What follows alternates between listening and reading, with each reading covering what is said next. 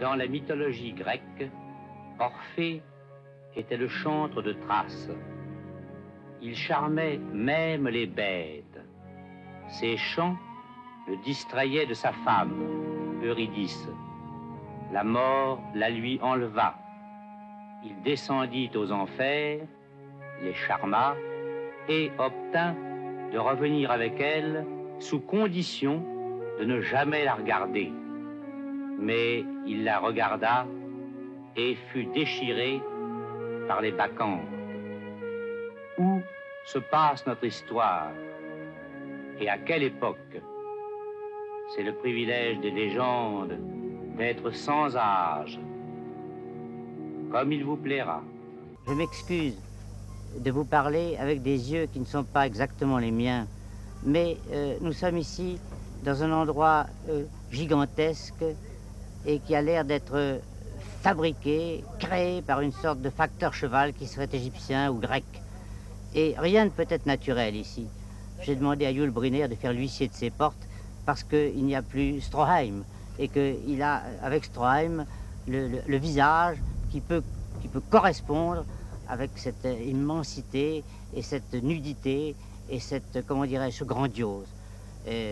J'ai ces yeux, pas du tout pour pittoresque, parce que je n'aime pas le pittoresque, j'ai ces yeux parce que je vais croiser Jean Marais dans le rôle d'Édipe, aveugle, et je le croise sans le voir, car dans le texte, il est dit que quand nous avons beaucoup souhaité connaître certaines choses, nous les voyons trop tard et nous les voyons sans les voir. Nous les croisons sans les voir. Alors tout cela a un sens, parce qu'on a beaucoup dit que mon film n'avait pas de sens. C'est-à-dire qu'il n'a pas d'intrigue.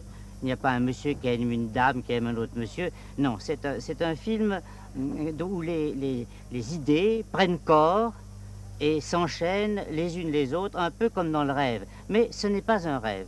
Ce n'est pas un rêve. Je n'ai jamais aimé qu'on raconte les rêves. J'aime le mécanisme du rêve et je m'en inspire. Il y a eu le sang d'un poète, il y a eu Orphée, il y a maintenant le testament d'Orphée. Inévitablement, on voit un rapport entre les trois, mais on ne voit pas très bien lequel. Eh bien, c'est un rapport anti-poétique.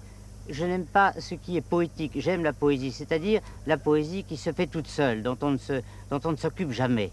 Et je voudrais aussi parler de la jeunesse, parce que ce film s'appelle Le Testament d'Orphée, parce que je le lègue à toute une jeunesse qui, depuis un demi-siècle, m'a beaucoup aidé, m'a toujours soutenu. Et c'est une jeunesse de l'ombre.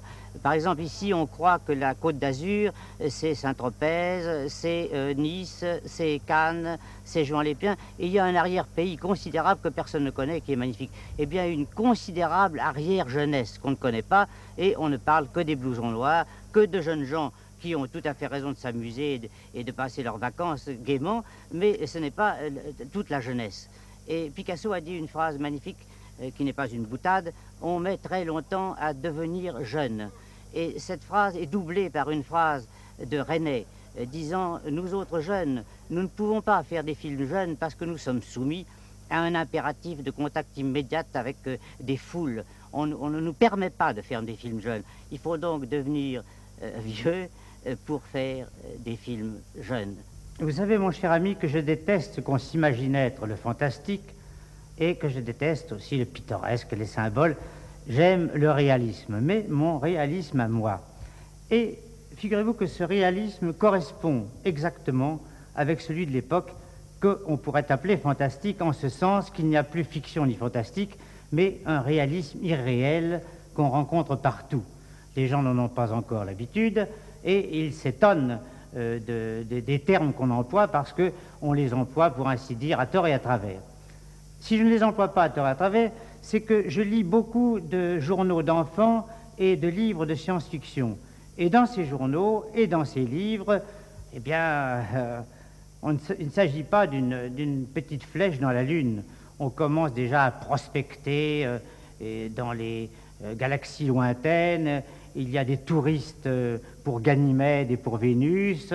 Il y a des affaires de police d'une planète à l'autre.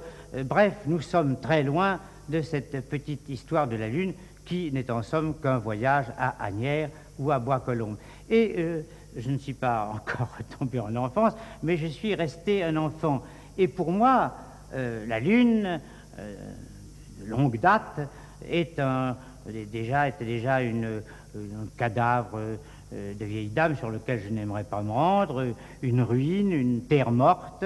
Et ce qui m'intéresse, c'est le pourquoi de toutes ces choses. Or, on ne l'aborde jamais.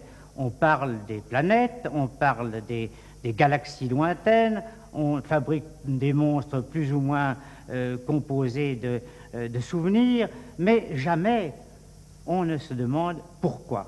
Et je lisais l'autre jour dans un article très intéressant qu'il est possible que la vie sur d'autres planètes, ayant eu un autre départ que le nôtre, il nous soit même impossible de voir, de comprendre les êtres qui seraient en face de nous. Comme si, par exemple, on n'avait jamais vu d'oiseau, eh bien, nous ne croirions pas possible un être avec 2 pattes et 2 ailes. Et que nous ne croirions pas possible non plus que des poissons vivent dans l'eau, puisque nous ne pourrions pas y vivre, que nous y éclaterions. Par conséquent, on ne peut se faire aucune idée de ce qui se passe ailleurs, mais je vous le répète, ce qui m'intrigue, c'est le pourquoi.